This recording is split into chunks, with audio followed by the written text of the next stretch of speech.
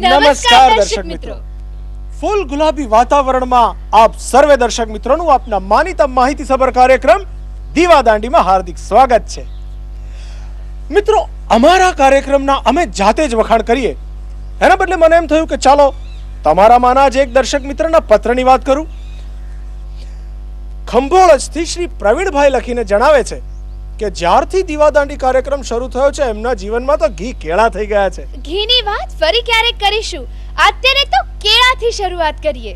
હસતો કેળું ખાઈને તેની છાલને રસ્તાની વચ્ચે ન ફેંકીને આપણે એક ઉમદા કાર્ય કરવું જોઈએ ને.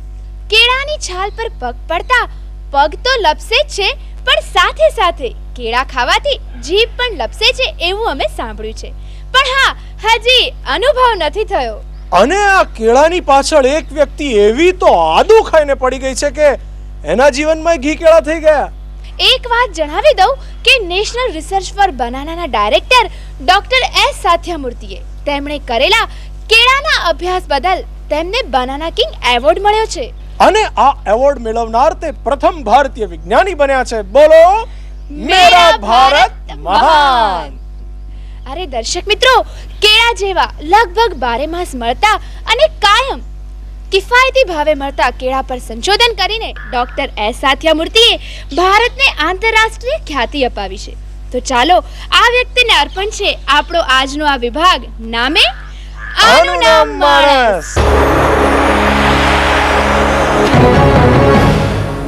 અમદાવાદ શહેરમાં સમયની ગતિની સાથે સાથે વધતી જતી વસ્તી, તેના પ્રમાણમાં જ તેના રહેણાંકનો, વ્યવસાયિક સ્થળનો વ્યાપ પણ વધતો જતો જાય છે.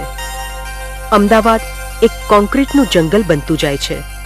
ત્યારે આ કોન્ક્રીટ જંગલને બનાવવા માટે દૂર દૂરથી મજૂરી કામે આવતા મજૂરોનો કદાચ ક્યારેય કોઈએ વિચાર નહીં કર્યો હોય.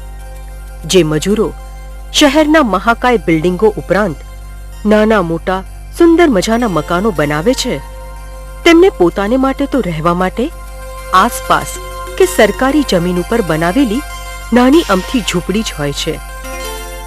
અહીં વાત છે આ મજૂરોના બાળકોની, જેઓ આમ તો જ્યાં મા બાપ મજૂરી કામ કરતા હોય ત્યાં જ સવારથી સાંજ સુધી ધૂળમાં કે આસપાસ ઝાડ નીચે રમતા હોય છે.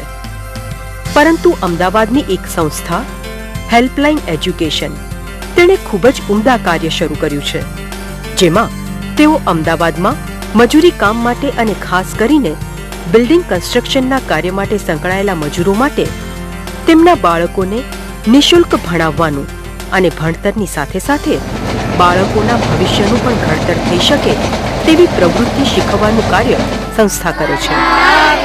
અહીં 60 થી 70 જેટલા બાળકો હાલ ભણવા માટે આવે છે.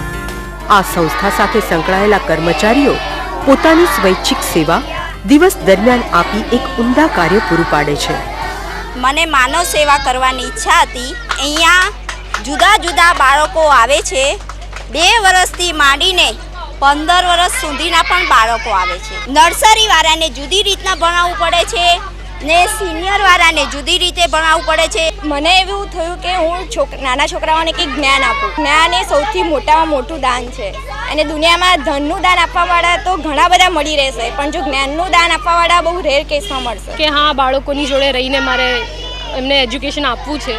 બાળકો બહુ જ સ્વીટ છે અને બહુ સારી રીતે ભણવાનો પ્રયત્ન કરે છે. 2 દિવસ થોડું ડિફિકલ્ટ રહ્યું, બટ હવે કંઈ વાંધો નથી આવતો. જે ગરીબ છે, ભણી શકતા નથી, અશક્ત છે પણ ભણવા માગે છે, એમના જીવનમાં આપણે કંઈક પ્રેરણારૂપ બની શકીએ એ હેતુસર ઘણા વખતથી વિચાર ચાલતો હતો. એના સંદર્ભમાં ઘણા સ્લમ એરિયાનો સર્વે કર્યો.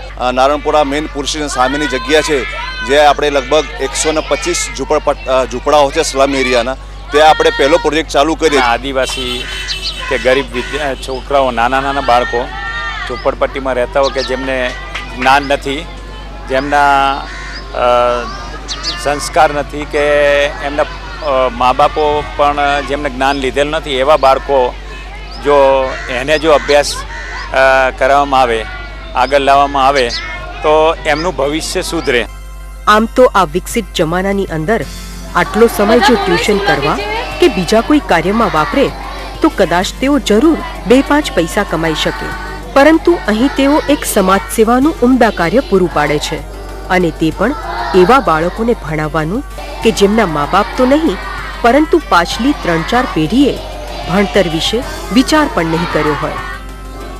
આવા જુદા જુદા વર્ગના બાળકોને એક જ વર્ગ, એને વર્ગ તો ન કહેતા, એક ખુલ્લા આકાશ નીચે નાનો અમથો તંબુ બાંધી આ બાળકોને ભણાવવાનું કામ અઘરું તો છે જ, પરંતુ આ કર્મચારીઓ પોતાની સમાજ સેવાને ખૂબ જ નિષ્ઠાપૂર્વક બજાવી રહ્યા છે.